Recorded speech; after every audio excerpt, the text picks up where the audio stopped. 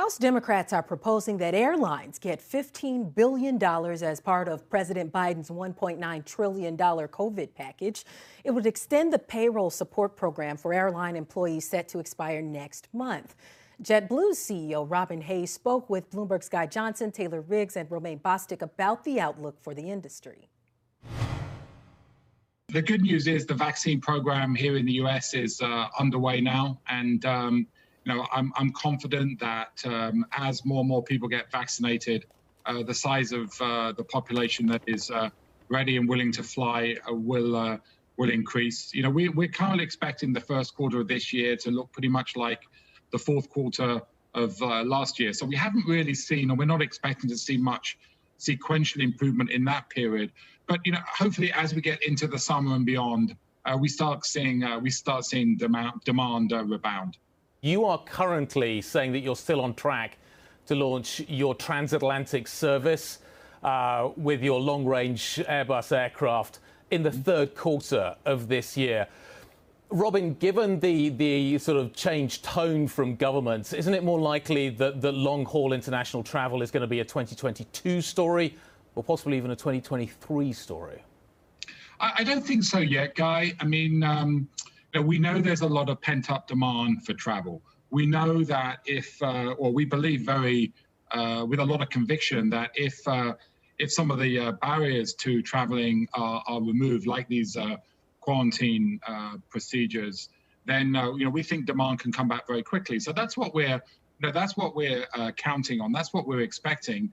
Now, you're quite right. We are seeing governments put in these quarantine measures. We know that they act as a significant deterrent to travel. But as more and more people get vaccinated, at some point we have to open up. And I think about the UK. The UK has now left the EU. The UK wants to have a strong presence on the global stage.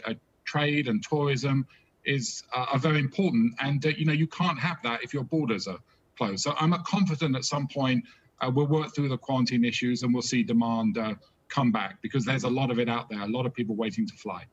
The idea that we get back to sort of pre-pandemic levels of travel, both domestically and internationally, is still a couple of years away. I am curious about how you price tickets and how you get people back onto the planes in a way that's still going to be profitable, that's still going to keep margins at a level that's going to appease investors. Well, I think JetBlue is 70% domestic. The international we have is very close to home. We're a low-cost airline. So our ability to, we've always been about low fares and better service. And so we think what we do is positioned to do very well as we come out of this pandemic. So, we're not going to start offering low fares because we've always offered low fares. We're going to continue to do that. And, we've already seen in places like Florida, which have opened up to some, a lot of interest in people vacationing there and traveling there. Robin, what would you like to see from the new administration when it comes to the airline sector? What would really help you out right now? Well, I think, look, we're all focused on the same thing. We've got to be focused on the vaccine program. We've got to be focused on rolling out these vaccines as quickly as we can. That is what's going to get the economy back. We can sit here and talk about the importance of more payroll support. It has been fabulous in allowing us to, as an industry, keep people in jobs, protect jobs. But it's not a long-term solution. The long-term solution to bring the whole travel industry back to health is to get people comfortable flying again. And that's going to require a much larger number of people vaccinated before we start to see that in a significant way.